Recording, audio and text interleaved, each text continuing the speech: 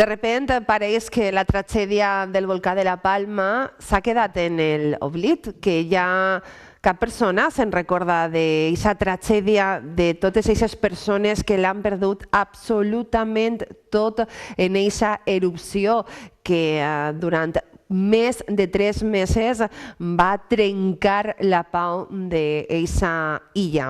Nosaltres estem amb Pedro López, ell és voluntari de Creu Roja i va estar precisament allà, a peus del volcà, ajudant a aquesta gent que l'ha perdut tot en aquesta tragèdia, en aquesta erupció del volcà de la Palma. Volem conèixer com ha sigut la seva experiència de vida. Volem conèixer com van ser aquests dies d'ajuda directament allà en Canàries. Pedro, bon dia.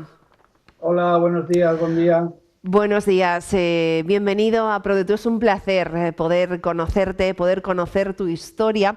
Decíamos, ¿no?, que parece que como los medios ya no damos información, parece que nunca pasó, que se ha olvidado, que esa tragedia pues como que ha quedado en un mal sueño, en una pesadilla, y sí que es verdad que es un mal sueño y una pesadilla para todas esas personas que lo han perdido absolutamente todo, que no les ha quedado nada en la vida, con pues todo el esfuerzo, ¿no?, que seguramente muchos de ellos habrían empleado para levantar sus casas. Tú decidiste ir allí a vivirlo, a sentirlo, pero sobre todo a ayudar, ¿no?, a todas esas personas. Pedro, vamos a remontarnos a cómo es ese momento en el que decides que tú quieres ir allí a ayudar, quieres ser voluntario. Cuéntame.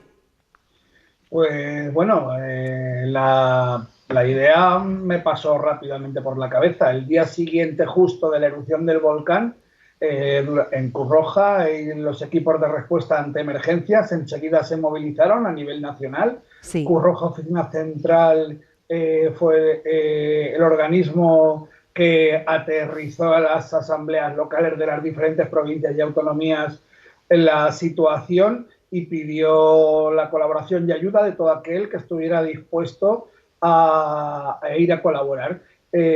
Cada uno dio una disponibilidad. Yo, por mis quehaceres profesionales, solo podían ser durante las fechas navideñas. Sí. Y estábamos hablando de 2 meses y medio a vista, o sea, a posteriori. Y bueno, de alguna forma yo pensaba que seguramente no duraría tanto la historia y que no sería necesario mis servicios de alguna forma. Finalmente, y por desgracia, aquello se fue alargando en el tiempo y sí que fue necesario que tuviéramos que ir. Entonces, de la Comunidad Valenciana fuimos 3 compañeros, Víctor de la Asamblea Local de Cruz Roja en Alicante y José María Salazar y un servidor de la Asamblea Local de Ayora en Valencia. Estuvimos por allí desde el 27 hasta desde el 29 de diciembre hasta el 7 de enero de este presente año. Pedro, ¿qué es exactamente, cuáles fueron vuestros objetivos allí? ¿Qué es lo que hacíais? ¿Qué os encontrasteis al llegar? Mira, nuestro objetivo último y más importante de todos era colaborar con la sociedad palmera, con la sociedad de la isla, de los pueblos y pedanías afectadas, en prácticamente lo que fuese necesario. Sí. Piensa que durante 3 meses y medio que duró la erupción volcánica, un poco menos, fueron cambiando las situaciones, evolucionando y por tanto las necesidades de la población por unas y otras en diferentes momentos. En la época en la que nosotros fuimos, el volcán hacía escasos días que había dejado de rugir, los terremotos habían acabado y había dejado de expulsar lava. Pero el panorama era bastante dantesco. Sigue siéndolo ahora. Tú decías en la reflexión inicial que parece que como que los medios de comunicación no se hacen tanto eco como en aquella época, que es verdad que estaban en todo momento en el aire. Enseguida todo el mundo se hacía una idea. La situación, desgraciadamente, sigue siendo complicada o muy complicada en algunos casos, a pesar de que haya evolucionado favorablemente la historia. Nosotros hacíamos, por responderte un poco la pregunta más concretamente, la principal labor que hicimos era el alivio y desalojo, el vaciado de las cornisas, tejados, terrazas, porches, etcétera, de la ceniza acumulada, que en muchos casos, sobre todo cuando se compactaba y si además desgraciadamente llovía, pesaba una cantidad importante de kilos, claro. había mucho riesgo de colapso o de derrumbe. Entonces, en la medida de nuestras posibilidades, los equipos de respuesta de emergencias en el que yo estaba enmarcado, que era el equipo de búsqueda y salvamento de personas en medio terrestre, lo que hacíamos era aliviar principalmente estos tejados, evidentemente con todas las medidas de precaución y seguridad necesarias, con nuestros equipos de protección individual concretos, casco, mono, equipos Sí. de anclaje y de apoyo vertical Claro, para porque evitar que recordemos hubiera que, una desgracia claro, personal. no solo estabais ayudando, Y sino que estabais esa fue poniendo en la peligro vuestra pero, propia salud. Recordemos que el volcán emitía gases muy tóxicos y que vosotros estabais prácticamente, ¿no?, a pies de esa erupción. Estás diciendo que estabais quitando toda esa lava y todo lo que el volcán iba soltando de los techos de las casas. Estabais a pie sí, de efectivamente, Bea. volcán. Eso es. Nosotros la lava no, porque era muy complicada y bastante dura, y no estamos especializados en eso, pero la ceniza Sí, sí la podíamos quitar, que era, en cuanto a kilómetros cuadrados de extensión, muchísimo más extendida.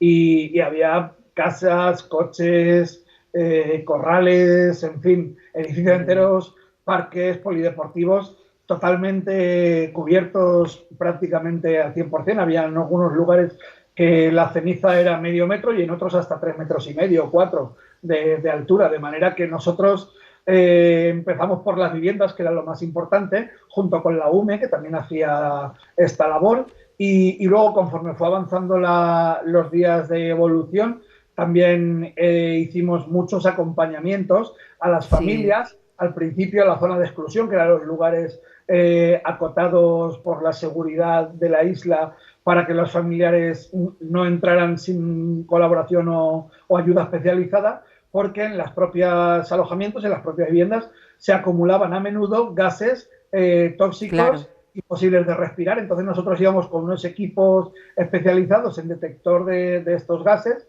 y previamente a que lo hicieran los dueños de la vivienda, los inquilinos, entrábamos nosotros, comprobábamos que esa atmósfera era respirable con estos detectores e inmediatamente ventilábamos la casa. Un tiempo después ya podían entrar ellos a recoger y llevar sus enseres con normalidad. Esto estuvimos haciéndolo durante mucho tiempo, tanto el alivio de tejados como estos acompañamientos. Poco a Sí. poco estos acompañamientos fueron menos necesarios y cuando ya la población empezó a realojarse, como está ocurriendo en estas últimas semanas, lo que hemos hecho es a estos acompañamientos sumarles pues la colaboración en este caso en el traslado de enseres y muebles a los Claro. domicilios de la gente que les había acogido, de los domicilios de las personas y familias que les habían acogido durante estos meses que duró la emergencia. Pedro, ¿qué pasaba por tu cabeza cuando estabas en plena faena? ¿Qué pensabas? ¿O no daba tiempo de pensar? Pues había momentos para todo. Sí, sí. Imagino Había que momentos en pasaríais los miedo cuales... también, ¿no? ¿Perdón? Que el miedo también formaría parte en algún momento del día de vuestro pensamiento. Bueno, miedo probablemente no sea la palabra, Bea, pero sí respeto, respeto al volcán, Mm, porque a pesar de que había dejado de arrojar y de rugir, sí que seguía emitiendo, como sigue claro, a la día de hoy, intoxicación, sí. emitiendo aún gases.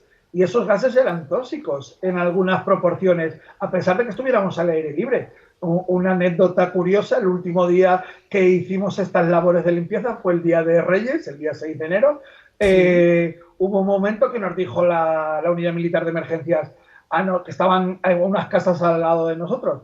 A nosotros nos está cantando ya nuestros equipos los chivatos, de vaya, detección de gases y había mucho dióxido de azufre concentrado sí. y nos marchamos. enseguida empezó nuestros dosímetros también a pitarnos y tuvimos que irnos rápidamente del lugar. Nos costó 1 € y pico prepararnos para empezar a hacer el trabajo y a la tarde, afortunadamente, ya estábamos acabando la jornada. Nos tuvimos que ir corriendo y a recoger el material en otro lugar porque se hacía la atmósfera irrespirable. Estábamos a unos escasos 200-300 metros de la boca del volcán.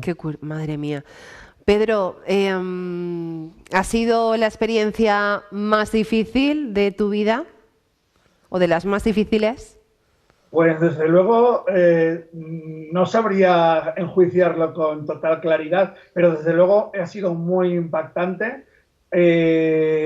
ha sido muy fuerte y yo creo que aún sigo digiriéndola. Por eso no me atrevo a confirmarte esto que tú me comentas. Exactamente cómo te encuentras, claro. En cualquiera de los casos, a pesar de la dureza del trabajo, tanto físico, porque era bastante duro, como el propio emocional, no solo para con los familiares y allegados con las víctimas de esta situación, los palmeros y las palmeras, sino también para contigo mismo, para conmigo mismo en este caso, intentando digerir que tenían un futuro bastante complicado. Correcto, ese es el problema, pensar. Si no todo el mundo está, a pesar de que haya pasado las semanas y los meses, apoyándoles de nuevo, porque va a ser una tragedia y una emergencia que va a costar mucho tiempo de volver a la teórica normalidad. Yo creo que una de esas enseñanzas que tú nos transmites, ¿no?, simplemente con tus palabras, es precisamente el poco valor que muchas veces damos a las cosas, ¿no? O el demasiado valor que damos a cosas banales cuando de repente la naturaleza, simplemente la naturaleza, algo que se escapa a nuestras manos, pues nos puede dejar sin nada. Yo creo que al final es un poco esa, ¿no?, la conclusión que se puede sacar, que la vida pues a veces hay que mirarla de otra manera y valorar esas pequeñas cosas, ¿no?, esos pequeños momentos con la familia, con tus cosas, con lo poco o mucho que podamos tener, pero sin duda alguna valorarlo, porque puede llegar el día que lo podemos perder de un momento a otro. Pedro, darte las gracias por contarnos tu historia. Lo primero, me ha parecido maravillosa, me ha parecido que tienes un corazón de oro. Sé que si a lo mejor ahora pues todavía, como me dices, no lo estás digiriendo, pero yo creo que una persona como tú, si mañana le volvieran a proponer volver a ir, no te lo voy a preguntar porque a lo mejor para ti es difícil responder ahora, pero yo honestamente creo que sí, que lo volverías a hacer una vez más si se te requiriera. No te voy a poner en esa tesitura de contestar porque imagino que será difícil. Que lo haría sin lugar a dudas, por supuesto que sí. Pues ya has contestado. Donde estamos necesitados, siempre que podamos echar una mano, ahí estaremos, desde luego. Y Cruz Roja, además, está llena de casos de este tipo. Esta vez fui yo, otras semanas han sido, bueno, yo y mis compañeros, otras semanas han sido otros compañeros de otros territorios, y lo importante es atender la emergencia y ayudar en la medida de lo posible a aliviar el sufrimiento humano, que, insisto, ha sido muy grande, lo sigue siendo, cada vez menos, pero bueno, estamos ahí para eso, desde luego que sí.